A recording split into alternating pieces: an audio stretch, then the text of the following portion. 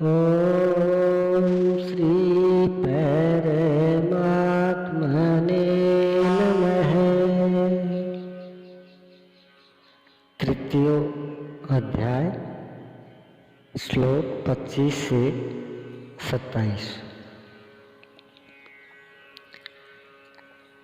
शक्तः कर्मण्ये विद्वांसो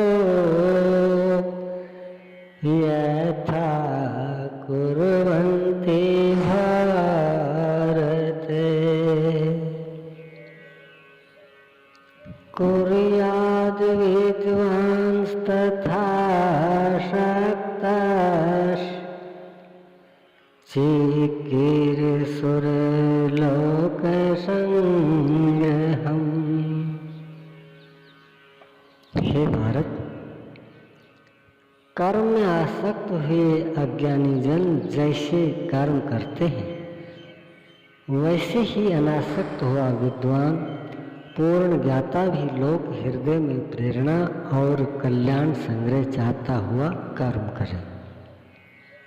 यज्ञ की विधि जानते और करते हुए भी हम अज्ञानी हैं।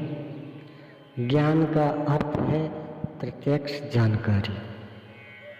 जब तक लेश मात्र भी हम अलग हैं, आराध्य अलग है, तब तक अज्ञान विद्यमान है। जब तक अज्ञान है तब तक कर्म में आसक्ति रहती है। अज्ञानी जितनी आसक्ति से आराधना करता है उसी प्रकार अनासक्त जिसे कर्मों से प्रयोजन नहीं है तो आसक्ति क्यों होगी? ऐसा पूर्ण ज्ञाता महापुरुष भी लोकहित के लिए कर्म करे, दैवी संपद का उत्कर्ष करे जिससे समाज उस पर चल सके। मैं बुद्धि भेदं जनयेत्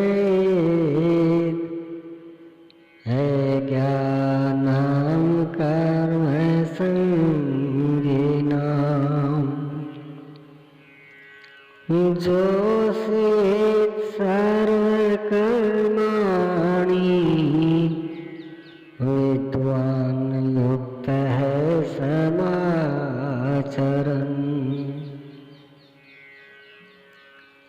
ज्ञानी पुरुषों को चाहिए कि कर्मों में आसक्ति वाले अज्ञानियों की बुद्धि में भ्रम न पैदा करें, अर्थात स्वरूपस्थ महापुरुष ध्यान दें कि उनके किसी आचरण से पीछे वालों के मन में कर्म के प्रति अश्रद्धा न उत्पन्न हो जाए। परमात्मा तत्व से संयुक्त महापुरुष को भी चाहिए कि स्वयं भली प्रकार नियत कर्म करता हुआ उनसे करावे।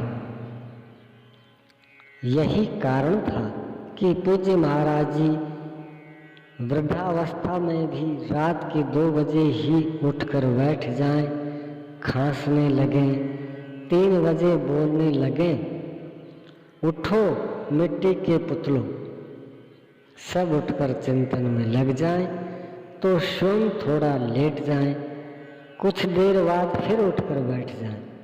कहें, तुम लोग सोचते हो कि महाराज सो रहे हैं, किंतु मैं सोता नहीं, श्वास में लगा हूं। वृद्धावस्था का शरीर है, बैठने में कष्ट होता है, इसी से मैं पड़ा रहता हूं। लेकिन तुम्हें तो स्थिर और सीधे बैठकर चिंतन में लगना है। जब तक तैल धारा के सदृश श्वास की डोरी न लग जाए, क्रम न टूटे, अन्य संकल्प बीच में व्यवधान उत्पन्न न कर सके, तब तक सतत लगे रहना साधक का धर्म है। मेरी श्वास तो बांस की तरह स्थिर खड़ी है। यही कारण है कि अनुयायियों से कराने के लिए वह महापुरुष भली प्रकार कर्म में वर्तता है। जिस गुण को सिखावई उसे करके दिखावई। इस प्रकार स्वरूपस्थ महापुरुष को भी चाहिए कि स्वयं कर्म करता हुआ साधकों को भी आराधना में लगाए रहे।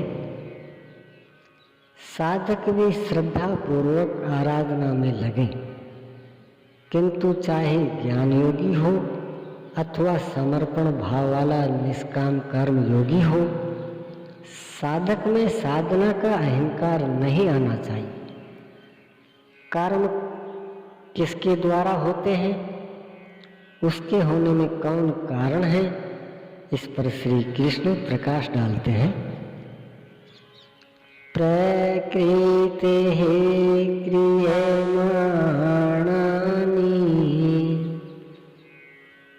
गुणैः कर्माणि सर्वशः अहंकार विमूढ़ात्मा करता है नीति मन्यते। आरंभ से पूर्ति पर्यंत कर्म प्रकृति के गुणों द्वारा किए जाते हैं, फिर भी अहंकार से विशेष मूढ़ पुरुष मैं करता हूँ ऐसा मान लेता है। यह कैसे माना जाए कि आराधना प्रकृति के गुणों द्वारा होती है, ऐसा किसने देखा, इस पर कहते हैं। ओम श्री सद्गुरुदेव भगवान की जय।